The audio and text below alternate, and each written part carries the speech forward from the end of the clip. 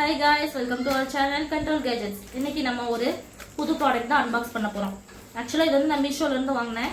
இது என்ன அப்படினா நம்ம வீட்ல எல்லாம் சார்ஜர் போடுறப்ப மொபைல் வந்து கீழ விழுந்துரும் பாத்தீங்களா? நிறைய இடத்துல கேபிள்லாம் பத்தாது, டேபிள்ல வைக்க பத்தாது. அப்ப வந்து நம்ம சுவிட்ச் பாக்ஸ் மேல வைக்கிறப்ப வந்து நிறைய டைம் வைப்ரேட் ஆகி மொபைல்லாம் கீழ விழுந்துரும்ல. அதுக்காக இது ஒரு புது கேட்ஜெட். இது வந்து இப்படி ஸ்டாண்ட் மாதிரி இருக்கு.